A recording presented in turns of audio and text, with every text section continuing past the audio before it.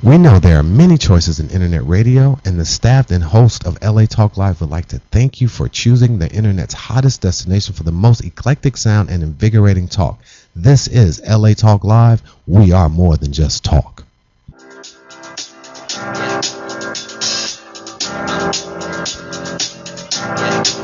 I got this feeling inside my bones. Hi, everybody. It's another edition of Del and Debbie's Mind, Body, and Soul and everything in between. Welcome. We are the show that helps you to live your best life. We talk about topics all about wellness and so many different things. I'm Debbie Carlin Boyle, one of your hosts. I'm a certified personal trainer, fitness instructor, and wellness coach.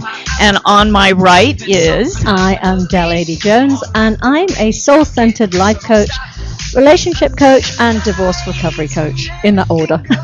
So anyway, today's show is going to be an amazing show. We have a beautiful, beautiful author and journalist with us, Claire Fordham, and she is hysterically funny. She shares my British wit. So yes, a little bit of background on Claire. She, as I said, she was a journalist. She worked with the BBC, Sky News, ITN, it was. Yeah. And she was also worked for one of Britain's biggest selling newspapers, The Sun. So we all have our price. Yes, really, I know. I shared my story with you. We won't bring it up on air, though. So anyway, Claire, we're so happy to have you on our show today. And we can't Welcome, wait Claire. Thank you for doing our show. Know more about you. Thank you. I need all of your expertise as well. So tell us a little bit about how you grew up. And I know obviously you grew up in Britain, and I know that you have a sister that's a singer and a songwriter, and I'm thinking your household must have been really fun growing up. It must have been really full of creativity. And it was fun. Our dad was very, very funny, and our brother is very funny, and our mum was very much into not amateur dramatics. What are those? The musical side of it. It's not. They don't call it that. There's a musical theatre. Musical theatre. I was about to say pantomimes. No, no. Well, no. She was in Aladdin one year. So, and Mum actually was a wonderful. She's still with us? Is a wonderful dancer and singer, but she never really. She probably could have had a go at being professional, I think, but she never did because she was brought up a family. And our brother is a brilliant singer, wonderful. In fact, he and my sister Julia, my brother's name is Mark, they were in a band together when she was 16 and he was 18, I think, or she was 15, 16, and they and she went up to London. They had a lot of success locally in Portsmouth. Are they older siblings? They're younger. Thank you for asking. That's the best thing anyone can ever say to me. Which one of you two is the oldest? And my other favourite thing is we're upgrading you to first class. That's actually better than that. But yeah, so because I'm 7 years older than Julia, we shared a bedroom, but because there was such a gap, and I got married the first time. I've only been married twice. She was my bridesmaid, and she was only 11 or 12, and so I left home when I was just 19. And so we were close, but I was very much the big sister. And but it's now that we're older that we're best friends. I mean, we're closer than that. And we still live together. She has a house in Topanga. When I moved over here, we'll come to that later. Yes, let's go chronologically. Yeah. So growing up, we weren't that sort of close, and but my journalism was inspired by my dad, who loved the news. So it was very rigid. 6 o'clock, we all shut up, sit down, be quiet. The news is on. He watched the news, and he always took a newspaper. So I got that interest in current affairs. So that's where I got that from, I think. And we always had the radio on, so I was always listening to music. Well, we have to say also in England in those days, telly was only on for about 5 hours a day. I don't know how old you are, but yeah, it did go off actually at midnight. Yeah, no, it was. Yeah. No, same here. Yeah, same here in the United States. Well, I think in the UK there's still only 5 channels, I think. Something like that. But yeah, so grew up, and then I left home because I am old enough. You know, people talk about the swinging 60s. Mm-hmm. It wasn't that swinging. Not where I lived. Yeah. No, when we were in Weymouth then. Oh, in okay. actual, I was born in Portsmouth. Then the family moved to the. And my dad, going back to creativity, he was a photographer, an industrial photographer, but took a lot of photos of ship's bottoms, if you will. But so he was very That's creative. a tongue twister. Always taking photographs. So we got my favourite possession is my photo albums, which of course there's so many of your them. dad's photos. No, that he took of us when we were growing up, and I'm really okay. glad that I've got them. Of course, it's old, so last millennium, isn't it? Or the century before that. Oh, but we have to cherish those. Those I are my do. most cherished Yeah. possessions. I agree. Yeah. And of course now people don't bother to print them off. No, I know. That's scary. Yeah, they're all digital. I'm guilty of that. Yeah. Yeah. So, So I grew up. So then, so my mum and dad moved back to Portsmouth. By this time, I just got married. I was living in Weymouth, and I stayed there. And then I got married and had 2 children, and then that didn't work out. Where were you? How long were you married? 9 years. And how old were your kids? 4 and 2. Oh, that's so you young. had a Yeah, that challenge went ahead down of well. you. Oh, yes, because people, I still meet people to this day who get separated and divorced. Children don't like it when their parents get divorced. They don't like it. no, I know. We were just Yeah, we talking just about. had really? Okay, yeah, they we just had a don't like show it. on that. Yeah. And it's amazing how you meet people and they say, my children are fine. They're absolutely fine. No, they're not. No, that's right. It really has an enormous impact on them. So it was very difficult for my children. But they've been very much still close to their dad. Still, in fact, their dad.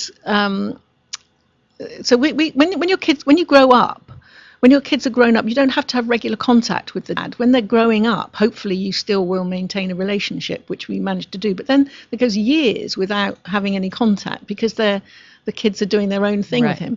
And my dad died the year before last. I was deeply touched when my kid's father came to my dad's funeral, and I hadn't seen him for a long time. Yeah. And then last year, that was 2 years ago, last year, because I live in Los Angeles, obviously, and my daughter's in London, my son's in Fiji. I'm smack bang in the middle. Wow. And we were all together, and their dad and his wife and their son came over, and everyone was together in LA, which was very nice. It's nice, lovely. and sometimes it Yeah. takes a while to come Yes. full circle like Yes. that to come Yeah. around. Yeah. You know, it takes more So I than a have few time. years. Yeah, me too.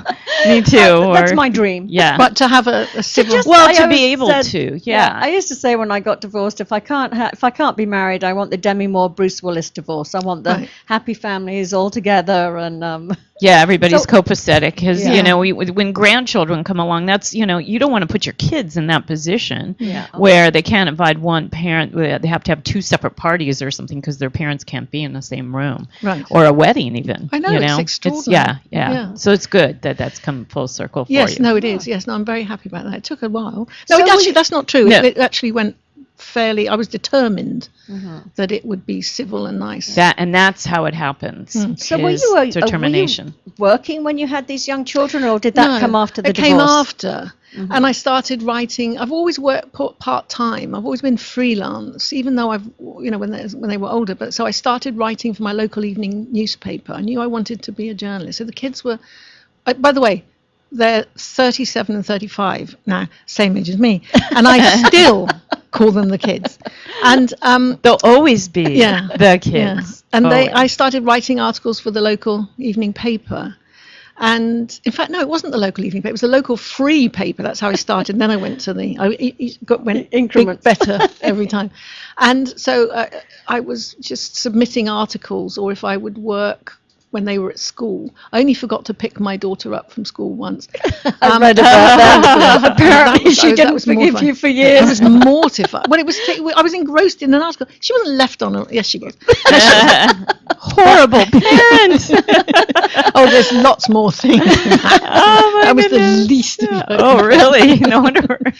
No, listen. I don't care how good a parent anyone is. They're always going to have their stuff, and We're the all thing, human. the things that you think that you did great, and the things that might have bothered them were things that you didn't think were a big deal. It's so At true. all. Yeah. I'm already, and you say something beautiful in one of your books where you just say, you just say, I'm sorry, and just say, No, I'm sorry. Please forgive me. I love you. Exactly. Right. So Yeah. don't There's make no more to it excuses. than that. No, I didn't do that. Just, hey, Don't if that's- never try and justify. Exactly. Yeah. If that's their reality, that's Yeah. their That's reality. fine. But you've got to be careful not You can't be going, if that's your reality. No, exactly. No, reality. you just Oh, no, that's- apologize. no, that's- You just very sincerely and authentically Yeah, apologize. Exactly. And then you move on, Yeah, or you no, won't move on. right. So telling you, somebody yeah. that's your reality is basically saying that's yours, it's not mine. I Right. disagree. I'm So, right, yeah, you're wrong. We do not say that. And another thing we mustn't say for your listeners and viewers. What was it? I'm sorry you feel that way. Because that's also not saying sorry. Exactly. Yeah. Yes. Yeah. That's also. Now that's also reserved telling for you some you're people wrong. you just don't like. Yeah. Those purposeful. Yeah. Those are purposeful words. Yeah, exactly. Those are ones. Those are the ones you want to when you're feeling a little passive aggressive. Actually, I'm not very good at saying sorry. Claire, can I ask you? I'm going 61. back to your articles. Yeah. What were you writing these articles about? Oh. What were they for? I've always liked human interest stories. I like interviewing people and telling their story. So it's always been things like that. When I was writing for the local paper, you would sort of have to cover boring local stories. And John so-and-so, age 12, has received his Bronze Duke of Edinburgh Award today. The boring stuff, absolutely boring. But the interviews. And then for the local paper, I did have a women's page. It was called Crosstalks. My surname was Cross then. The weekly page for women that's read by men. And so sometimes there would be a news items on there. It was a whole page I'd have. And there was some anecdotal stuff. And then for the Sun, I had an anecdotal column called Claire's Kids, which I would talk about family life. Yeah. And I did that for a couple of years. So I enjoyed that. And then I got into How did your TV. kids feel about being written about? Not very well, apparently. And there's another one. Another one you found out Yeah. about later. Yeah, no, they did. No, I don't think they did. I think I regret. I did remember sharing a story about my son was always falling over with his going to school, and so you'd wear the long trousers. I was that kind of a mother that I would let him have long trousers because it was winter, but they keep falling over, so they break, the knees would go through. And I was a single parent with money No was sewing tight. skills. Yes, no sewing skills. So I swear, in a month he went through 3 pairs of trousers, and I wouldn't let him have them with his knees hanging out. Yeah. So I put him in short trousers, of course. Anyway, I did write about that, and I think that was a bit embarrassing for him because his headmaster mentioned it in assembly. So I that's all blame it the took. headmaster. Oh. Yeah, but fair enough. I should have been a bit more. Yeah. Well, you made up for it in this book. You've got some wonderful stories. I which hope will- so. Yes, you some really the poo stories. Oh, it's all about the poo. It's all about the Actually, poo. do you want a poo story? Go on, throw one in there. The two that I can think of that I think are in the book was my daughter Mia. She at school, when she went to school at 4, she started early. The teacher, they had to do a sentence, use the word polite in the sentence. And the teacher told me that she'd said it's very polite to do your poos in the toilet. So I thought that was very proud. She's right. She is right. She is right. What's wrong with that? When I don't was get it. I think when I had my first, as I'd like to say, gentleman caller, after when I was divorced, I remember, and I was teaching them to use the phone politely because they wanted to answer the phone, and you say good afternoon or good evening and who's calling, please. And my daughter picked up the phone and she said, good evening, how can I help you? And the gentleman said, can I speak to Claire or your mum, please? And she said, I'm sorry, she's having a poo right now. Do you know, I never heard from him again. It's funny, isn't it? Yeah, that's kind of that's a turn off. I gotta admit. I mean, if you think if it was reversed and you were calling and someone, I'd have understood it. Yeah, if you I- probably of would course never we would, call yeah. that person again. That's just No, we it's would a have. bad visual. That's all. No, look, everyone's thinking about it now. Stop it. Cut, rewind. Let's go back. Let's go back to your beginning. So you were writing articles. Yes, and then I got in. Luckily, I got a call from the local BBC Southwest network asking me to cover a story because it was nearby and I did, and then that started me doing reporting. And were you an on-air reporter? Yeah, in the BBC, in the regions, not like the 9:00 news. I read the news, like the NBC, the local NBC. yeah. It would be the local things, or in the morning. And then when I went up to, and I do reporting, live reporting. Wonderful. Then when I moved up to London, when the kids were 16 and 14, with their dad's blessing, I started working at ITN. And I was doing a lot of reporting, but I did a lot of night shifts then because you got paid more money and you got more responsibility. And I would be overtime night news editor sometimes. I worked on the Big Breakfast. Do you remember the Big Breakfast in the UK? I was on ITN did the Big Breakfast news. So what year was this? Because I came here in '81, so I think. No. That was this would have been 90s in the 90s. Okay. Yeah. That's and your kids, so you were working the nights, and yes. your kids were still at well done for raising that. Yeah. A little bit. So of how did you challenge? How did you manage that? First of all, I was stupid. So the kids were 18 and 16. Uh-oh. And I honestly thought I picked them up from school. Except that one time when you, that time. I was 20 minutes late, for goodness sake. And the teachers waited with them, Mrs. Hill. Yeah, she waited like this.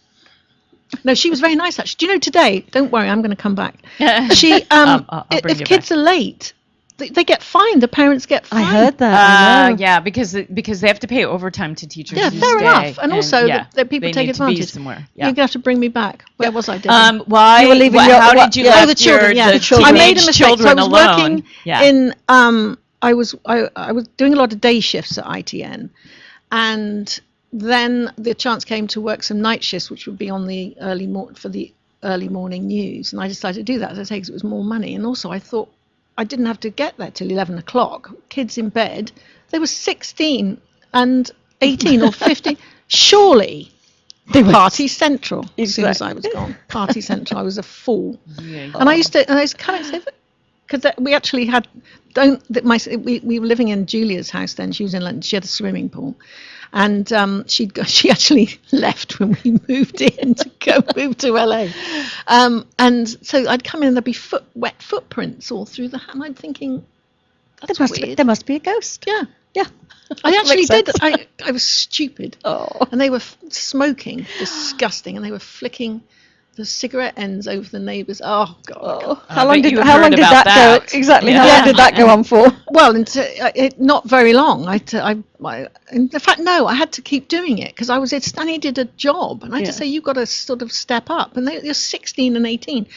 It was awful actually. The next door neighbour came round, the loveliest couple, and they were from Pakistan, I think. In fact, I'm embarrassed to say I can't remember they were from Pakistan or India, and there is a big difference. Oh, yes, absolutely. But I can't remember what it was. But all I know is they were the sweetest, nicest people, and that before we moved in, there'd been a terrible fire in the house where we were, and it had affected all the other house. So they were worried. They came round with a box of mangoes as a gift before he said, please could you stop your kids flicking their cigarette ashes. That was a smart way to approach it. No, but he was so gentle. Of course I was mortified, and because his wife was scared to death the place was going to burn down.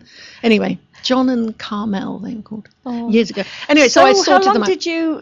Was it before you came to LA? Because I know that Max, my last child moved out on the Tuesday when he was 20, and I moved to LA on the 1st. That was all planned, I bet. No empty nest syndrome for you. Well, that was part of it. I didn't want to have it. And so what year was that? Did we say the year? 1999. 1999. Okay, so 18 years ago. 17 years. Yeah, so I came here, and because I came for a year as a reward for bringing up two children, because as you know that's the end of an era, and it's like crikey. And because I'd worked at the ITN, and on paper I looked very successful, I was able to get a 5-year journalist visa, and so I came here to live with Julia because she was already here because she'd left home because we'd moved into a house and it was. You drove her out. A little bit. She was spending a lot of time here, but she decided to spend more time. And so you followed her, and you lived with her again. Yes. Which is going to bring us to your. Is that the your first book? Yeah, +1 a year in the life. Yes. And then I wrote a book called +1 a year in the life of a Hollywood nobody, about going everywhere as her +1. But talk about Julia a little bit and her successes and what. Really? Do we have to? I mean, but that brings us to the book. I think that's a background for the book. No, she's fabulous. She's remarkable, and we are extremely close. And, you know, people have said to us, well, you two should have your own TV show. It wouldn't work because we like each other. We don't fight or argue. And we sit around drinking our tea in the afternoon. We have a cup of tea. Because now we're back living together again. She's got 2 rental properties underneath her house, and my husband and I rent one. Oh. And but separate entrances, separate parking, but still together. Yeah. And so she's a singer-songwriter. And she is just brilliant and wonderful. Yes, she is. She's just truly extraordinary. Yeah. And she has earned a living all this time as a singer-songwriter, which is very difficult to do. From what age did she started she wrote her first song when she was 11 called The Tramp. And it was actually quite catchy. And she started singing in folk clubs, and then she became a backing singer with someone called Mary Wilson and the Wilsations. Now, not Mary Wilson, who was Supreme, another one. And also, wasn't she backup for Kim Wilde? Yes, she was a little, not a lot, but a bit. But Mary a lot. In fact, I left my first husband for the bass player in the Mary Wilson and the Wilsation. That you met through her. I was very unhappily married, and in my defence, my lord. Oh dear. Yes. But I gazed across a crowded room, and I ended up, and I left my husband, and it went down like a barrel of poo. Yes. With everybody, including my parents. Yeah. But I was very careful that I was leaving because I was unhappily married, not for someone else who was a guitar player. Oh, and which brings me to your So I left and set up, and anyway, it was. And then of course, what you do is you swap one set of problems for another set of problems.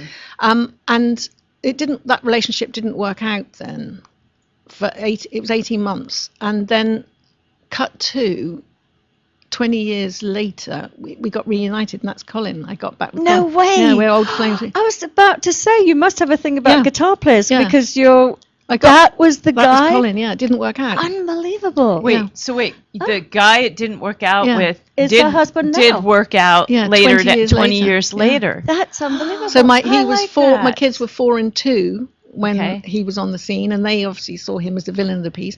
We lived on the south coast of England, in a little seaside town. He was in London, and whilst he'd had a lot of success on telly and things with this band and touring, you're in the band, you don't make a lot of money.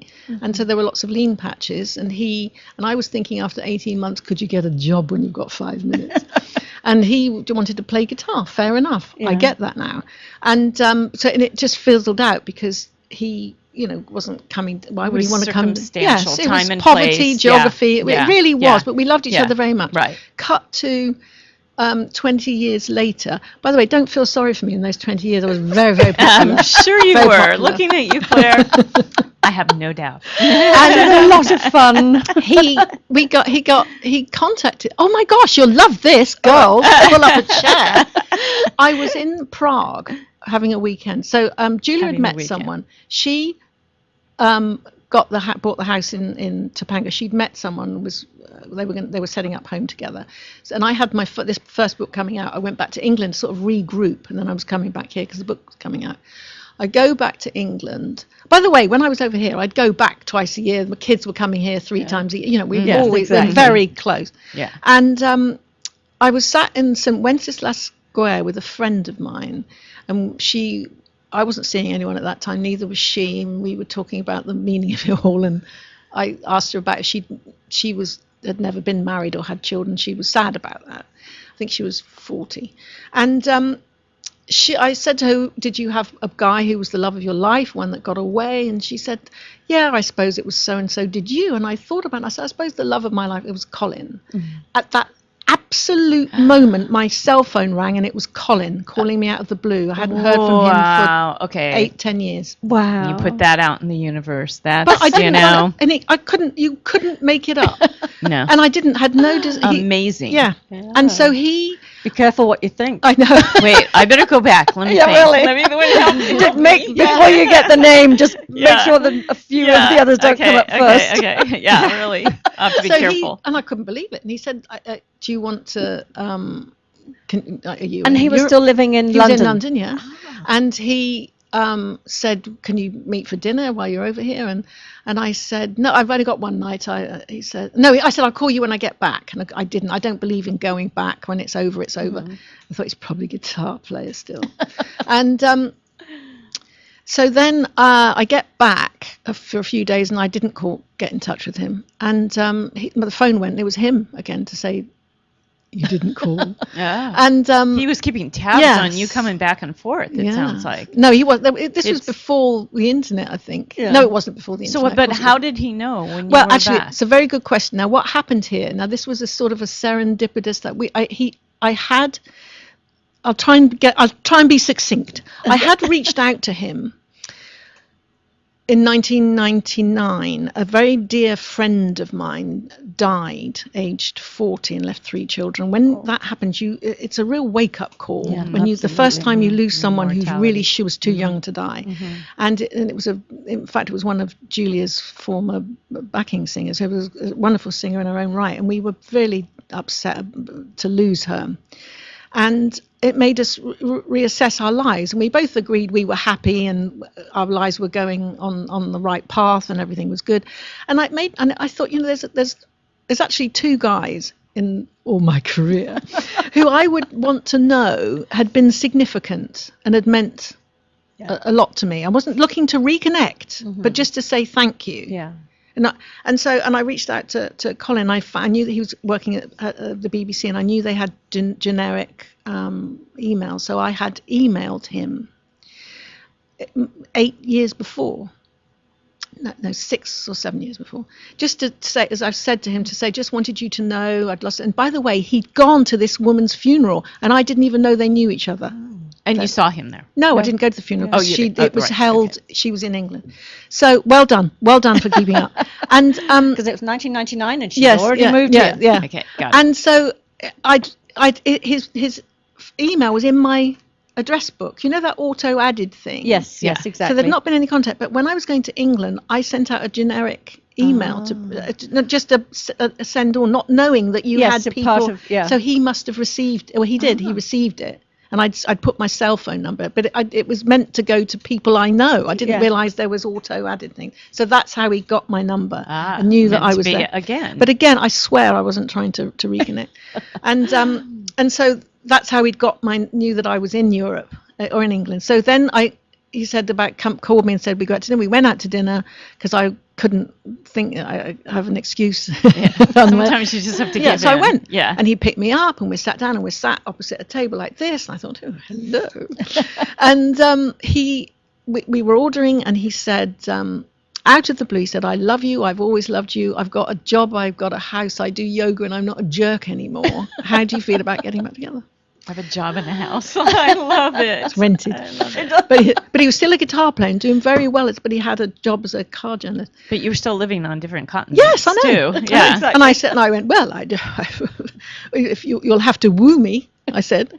And I went back to England. We spent 24 hours together, and it was fabulous. I liked it. Well, came back to LA, went into the apartment I was staying in. The phone was ringing. I picked it up, and this voice on the other end was going, woo, woo. He was wooing me. Oh. So, lovely. and then, it was just fantastic. It was very wonderful, calling all the time. Now, that Christmas, he wanted me to go back to England. I said I didn't have any money. I had a book coming out. No, I didn't. I'm a writer. What can I tell you? I'm working non-profit. And so he bought my ticket to go back to stay with him. This is a different thing with me not being supportive, with him being a guitar player, of course. But he said, okay. So I went for 2 weeks, ended up 3 weeks, 4 weeks. He met my children again. They were in their late 20s by this time. And Did we went they out, like him? Yes, Yeah, they were okay. fantastic. So Good. it could have gone horribly grown wrong. up, yeah. My daughter, we picked them up and took them out for dinner. My son said, "Oh, I better have your number in my cell." So he wrote, "Home wrecker." And my daughter said, "Right, let's see. That's 20 years." 12 months a year, 15 months a year, you owe me £9,482. I'll take a check in pocket money. And then Funny. that Christmas, up until then, I'd been paying for my kids to come over. So I think if you move to another country, Yes, you know, have they- to. you have It's to on pay you. for them, Yeah. But I just couldn't do it that year, and I didn't. And he sold 2 guitars to pay for their tickets. Well, I know. that locked That's it love. in. Yeah. And then he came over there, unbeknown to me, he asked for their permission to propose that Christmas. And then he waited till my birthday, my 50th birthday, and he proposed on my 50th birthday. That's amazing. And he moved over here, gave up the job that made him so attractive this time round. And he came, and it was 10 years. We were married 10 years. That's very happy. so Kids. fabulous. And I've got I always wanted a family. No disrespect to my kid's dad, but it did. We weren't a family. He did his thing, but I feel like I'm a family, and that he's their dad, absolutely. But I've got that family. I always The feeling of everybody being together. So that's such I didn't even know that part. Yeah. And knowing Colin, lovely. I'm let me tell you this thing. This week, I'm actually a living saint, obviously, of course I am. And we're both writers, and we work together 24/7 in a tiny apartment, and we're still together. Yeah. And when we've been married for 6 test. months, my son, who was then 28 or 29, he'd been running his own record label, and he stopped doing it because you're not going to believe it, he didn't make any money.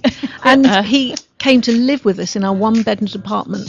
That really tests And it. we're still together. Hold your thoughts, Claire, because And we've got I to take a remember quick reading that. commercial You wrote break. about that in the Huffington Post as well. Another one of Nothing's yours. sacred. Let's mark where we left off. Yes, I'm exactly. so I involved know. here. So, yeah. We're going to take a quick commercial break. Don't leave us. We're going to be right Yes, back we're with gonna the get to the books. fabulous Claire Fordham. And So the mockumentary that was made yes, from the book. I want to. Oh yes, I watched the trailer. That looked so exciting. So anyway, stay with us. We'll be right back. We're Del and Debbie's Mind, Body, and Soul, and everything in between. We'll be right back after in 2 minutes. Fabulous Claire Fordham.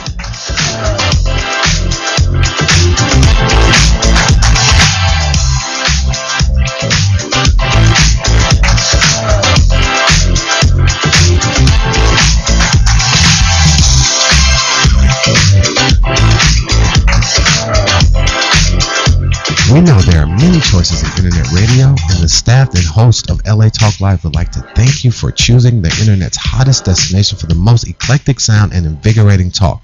This is LA Talk Live. We are more than just talk. Hi, this is Elena, inviting you to join me every Wednesday at noon for Elena's Beauty Talk and more, exclusively on LA Talk Live. You can also catch us on iTunes Radio, R&B, or watch us on Ustream.tv. Reality radio, handcrafted for your listening pleasure. This is LA Talk Live, and we are more than just talk.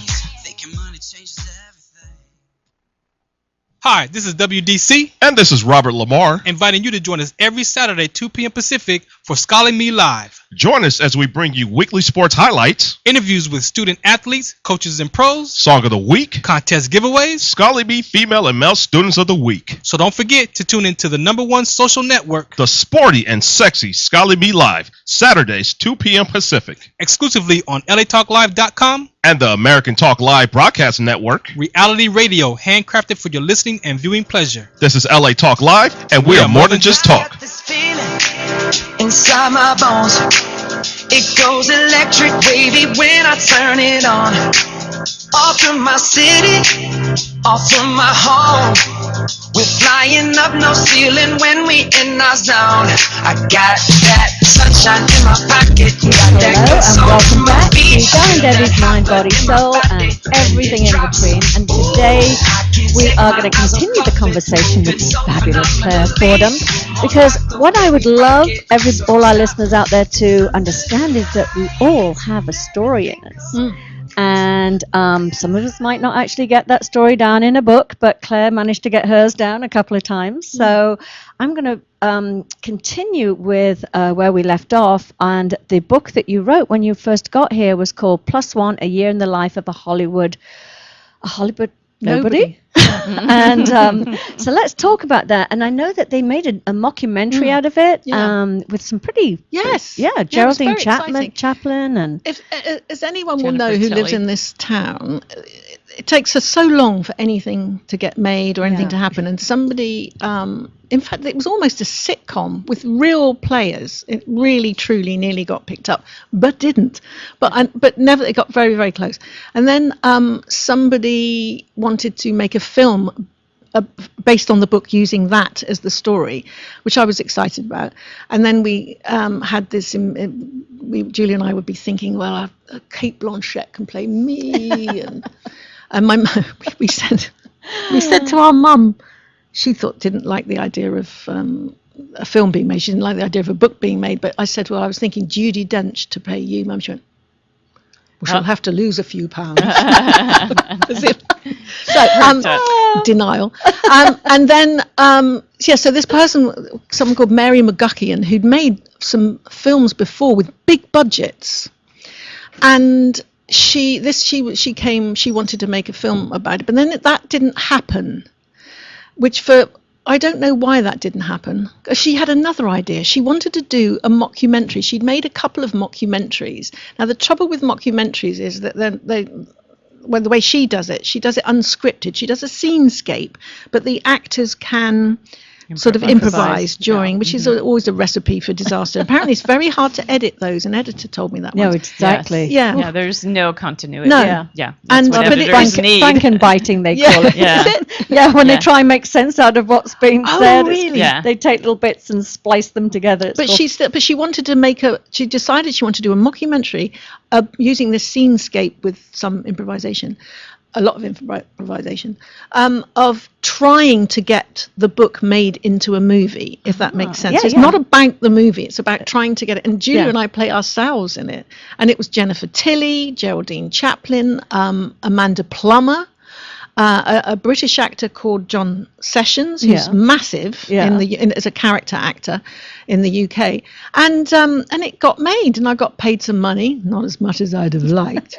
And it was wonderful. We went to Cannes, where it was shot, it was all about trying to get it made and then trying to sell it. Yeah. And Julia and I played ourselves for about 5 minutes, but it was fun. And this is my thing. It did all right. What can I tell you? It got made. How long ago was it? Really? What year? Sorry, I'm not being. I don't know how people can remember. It must have been, the book came out in 2009. I think, something like that. All right. But it was the best fun, and that's what I'm trying to do. If you're living in this town or anywhere and you're being creative, you cannot do it thinking that I'm going to make a lot of money out of this. Absolutely. You have to do it or you'll lose your mind, right? Because you love it. Yeah, exactly. And you may have to take a shitty, can I say shitty? Yes, job. You can say shitty. Can I say, jobs in between. Yes, just to keep going. Well, we're both come out of the business. So really? Yeah. I was a producer for many years. Okay. Produced Well, then and a wardrobe stylist. That's the new book oh God, here we go. Why do I set myself up? Don't worry, we'll get there. We'll get there. Really. How many words? Exactly. But anyway, the point is, if the point that this woman that I should know, Eat, Pray, Love Woman. Elizabeth Gilbert, Big Magic. Yes, love Big that Magic. book. Exactly. Big Magic. It's exactly. It's do something you love, but also have the side job that can afford you the time. Yes. To Well, do you the thing leverage love. yourself in the city. Yeah. If you're in the business, you've got to leverage yourself. Yes. Yeah. When I was a producer, I got into the health and fitness business simply because I loved it. Yeah. And now it's a full-time business. Okay. So you can turn something around but I was leveraging myself because it was such an unpredictable. Exactly. I was freelance and you just don't know. And so you say yes to everything. Yes, exactly. Yes, And absolutely. And it's so much fun as well. Exactly. Just have fun with it. Yeah. So that was your first book, and like you said, the fact that you even made a film out of it doesn't matter where it went. That's a huge accomplishment in itself. To get something done in this city. That's also smoke and mirrors. I've got very good in this town at making it sound like this. But it was all true. I mean, it was absolutely true. We went to Cannes. It was all those people in it. Absolutely. But just even how many people want to write a book about themselves or anything and don't get the book They written. don't. They don't. They say here it, you are. but they don't do it. Exactly. So here you are. You not only wrote the book, but then you had a mockumentary And made about the I've book. got a lot of TV and coverage and press from the book. And I'm Because telling you you, put the energy and Yes, the time and the work yeah, and the all the creativity into it, and Yeah. people notice those things. Yes. They notice intention. I also want to talk about your next book that you did. Now, I know you do ghostwriting too, so Yeah. were you doing some ghostwriting in Always, between, or yeah, did you a move little on bit. to this? No, the thing with ghostwriting is that, and it's changed now. It used to be that if you were a ghostwriter, the point is nobody knew that you were involved at all. You Yeah, never got a exactly. credit or a mention. But that's shifting now. And often you'll see a book that says written by someone with someone at the Yes. bottom. And trust me, they did all Yeah, the they did writing. all the work, exactly. But yes, it's that person's story, but they've crafted it into something. But a lot of people, so I have done one where I am credited and it has been published. And I enjoyed that very, very much. She was great. But sometimes you have people who are not looking for a publishing deal, but they're elderly. They want to just get their story down to share with their children and grandchildren, so they'll know about their lives and how they got to this place. Because I'm telling you, most grandchildren, even children, don't know what their parents have been through. No. Like, people if don't we go back and think about our own grandparents Yeah. and even parents, we don't know a lot about them unless they've written it down, and mine did not. So I've done you that know? for people Yeah. who, without it, just wanting to have the manuscript to do with Oh, it what that's they great. want, and I enjoy that process. That's why. So now I still do a lot of interviews with people, I meet wonderful people, because that keeps my chops up with the writing, and also Yeah. Everybody has a like- story. yes, And they're extraordinary. usually just so miraculous when you hear Yes. about, and dig deep. It's, that everybody walking by us, you could stop somebody on the street and just Yeah. say, give me, the 10 bullet points of your life. Yeah. And then all of it will be amazing. Well, was it this book or the other one? I was so impressed because one of my favorite writers is Augustine Burroughs. Oh, Am I yes. pronouncing it correctly? Augustine Burroughs. Yeah. Dry, Running with Running with Scissors. Scissors. I always say my life story I've read is that. Running with Scissors on steroids. Oh my goodness. Oh, it's true. You should It was write a book. I am. I'm taking autobiography lessons Good. right now, and I'm writing my stories. But I'll know I won't be able to get it into Right. this. I'm going to need a ghostwriter to help me. But I definitely have a very entertaining story.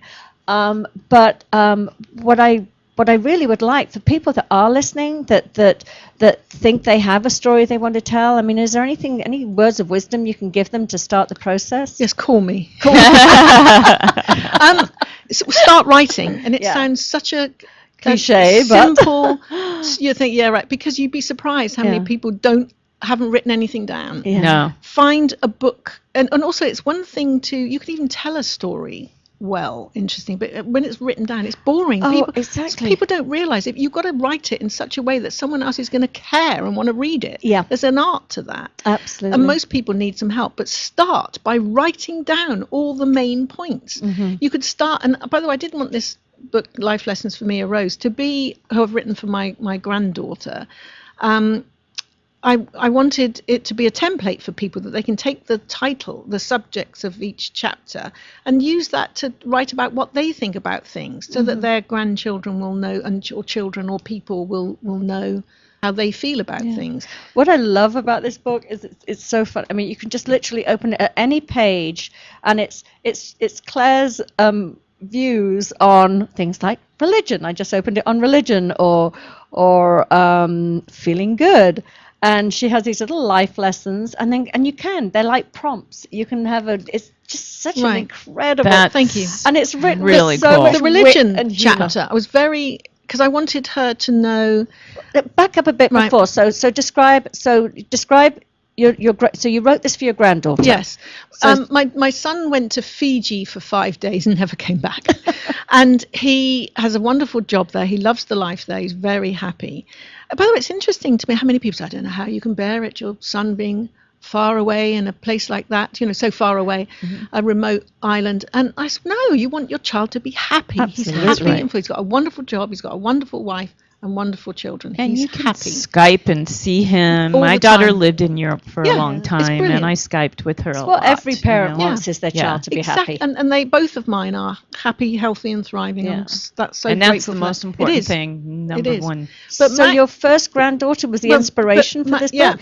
But And Max- I get it. I love the whole premise behind it is in letting her see your, not wanted her just to your know me. story, but your views on Yes, and exactly. your, Because your otherwise she wouldn't know. feelings. Yeah, But in I love Fiji, it. it's the custom is that because the mum is Fijian, it's the custom that the father names the firstborn, and you name it after your favourite family member.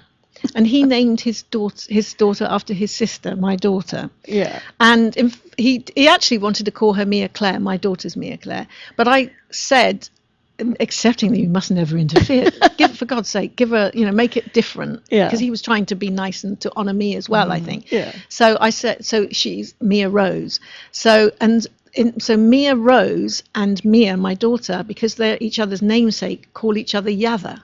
I love it. I think it's fascinating. They both call each other Yeah, Yatha? because they're each other's namesake. Oh, that's so, and in that, so Who sweet. came up with that? How did that get? it's been Just going on instinctively it's been since going she on was for a generations. baby. No, it's been going on. It's a that's Fijian. it's a Fijian thing. Oh, I get it. So I get it. the people who they're named after call each other Yatha. Okay. Oh, I didn't. know So that. the first birthday was a big deal, and so Colin and I went over for the first birthday, and then I learned that the 16th birthday is also a big deal. So I thought I wanted to get her something.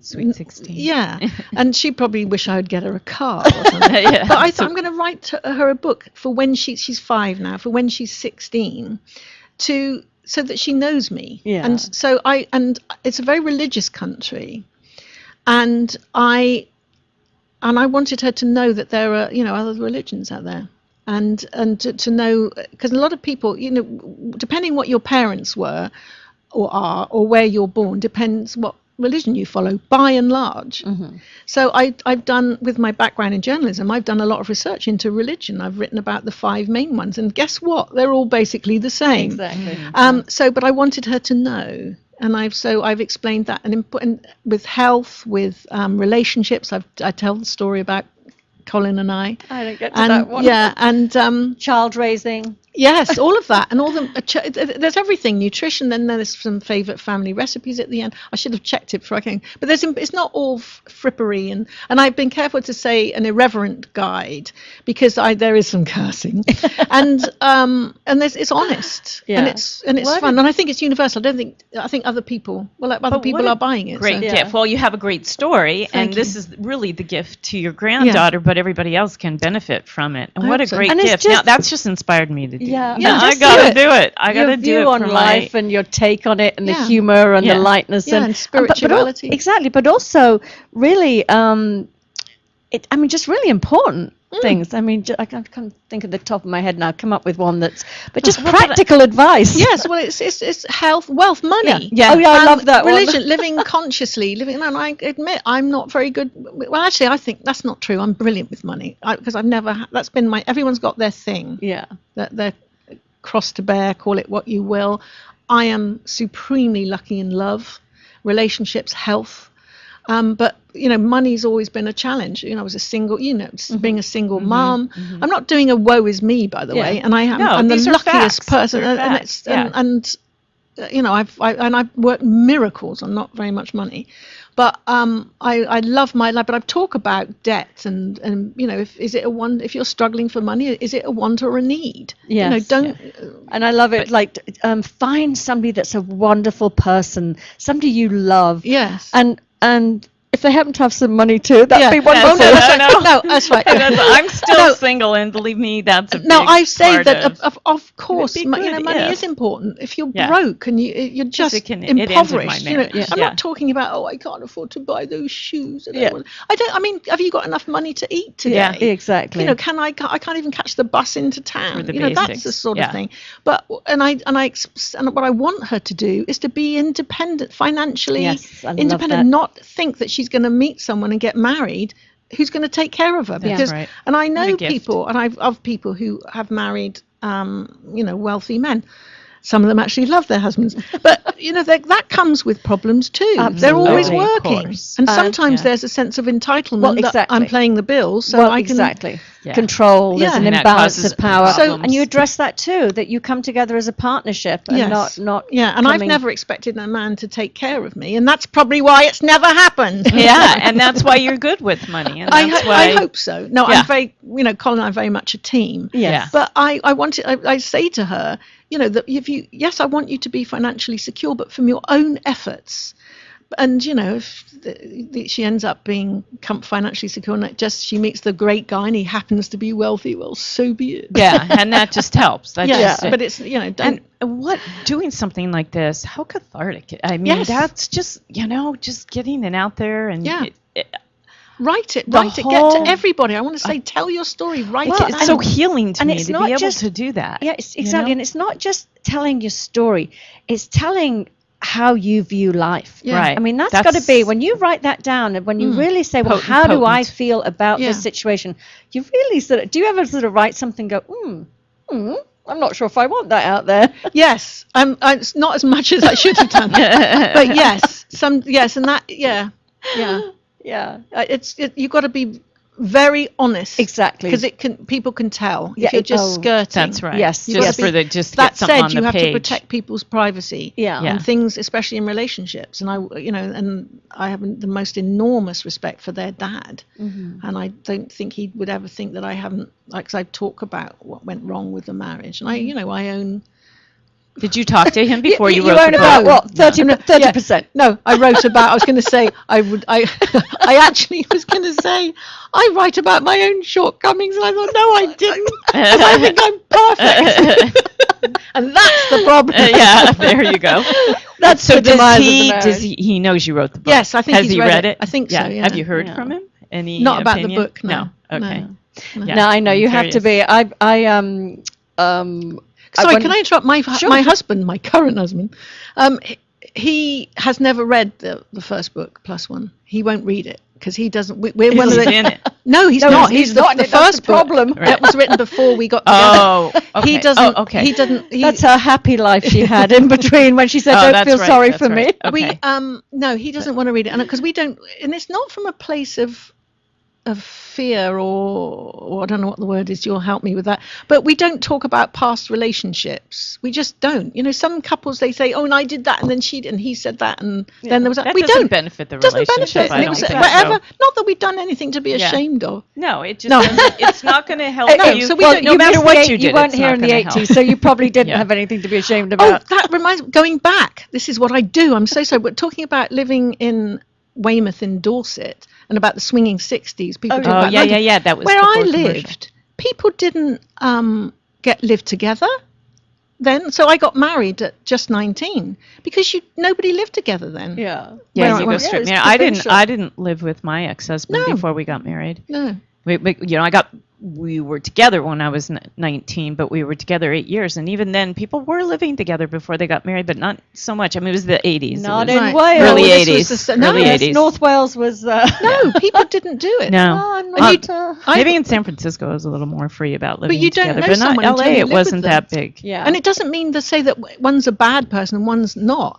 Martin went on to meet somebody who is perfect for him. And they're devoted. They've been together 30 years, I think. Devoted. Yeah. And they adore each other. It's wonderful. It's the way it that's- should There's be. there's no suggestion that Yeah. he was a baddie and I was wonderful. Yeah. No. But things happen. Just read between the Things lines. happen for a reason. Yes, you were yes. together at that time in your Oh, lives my for the children and purpose my of your great- children and everything else They're my that has greatest come joy, along yeah. since. Those are the reasons. So how, getting back to the book again, because I just want that, I know a couple of people that I know have written their life story, and it's been received. One person I know, their children had a huge issue with it, Yeah. and then another person I know, the ex-husband had a huge issue Yeah. with it. So how did your children feel about? My children read it before it was published. I don't think they were being nice to me. And they made some suggestions for to make bits better, and they were very, very supportive. They didn't like the first one so much, I don't think, but they were great. But it's an interesting point you raise, because the ghostwriting thing that I've been doing, I've had 3 or 4 that have started and the people start it, and it becomes so painful they stop it. They can't finish it. Yeah. Dredging up some old stuff. Yes. And there was one person who, and I'm not betraying any competencies because you'll never know who it is in a million years, or will you? No. And she,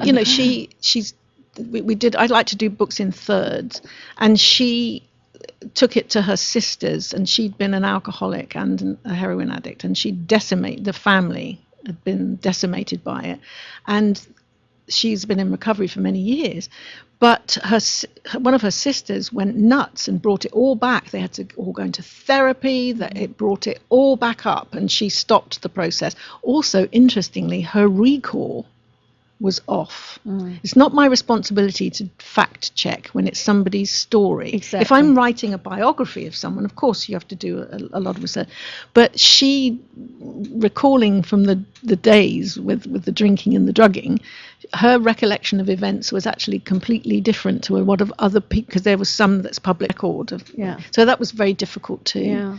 Well, How does that affect you? I mean, if that gets published, and then the facts and now you said some of the ghostwriting you do get credit for. Yeah. Can that come back at you and for a theoretically, lawsuit? Not at really, you. no, because I would say, because I'm just repeating their words. And you're just formulating the information you're given. But yeah, it's not you. possibly. But you just sign a disclaimer in the beginning saying so that. you're not. Also, I do guide people and say you can't say that. Yes, I've said that, exactly. you can't Because say you that. know. I mean, people say, and my grandfather raped me when I was.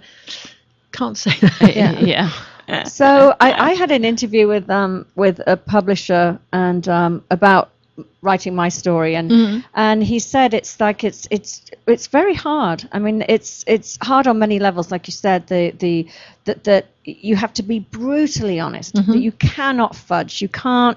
I mean, of course, you have to protect certain people. You don't want to get sued, but there's an absolute bearing of your soul, and then the layer of protection. But you can't manipulate, you can't change, you can't, sort of steer it the way you want it. Right. When I first mentioned to my siblings, I'm one of 7, that I might be writing a book, some of them were horrified, and I was warned it would not go down well. But I'm just in the beginning stages, and I don't quite know where I'm going with it.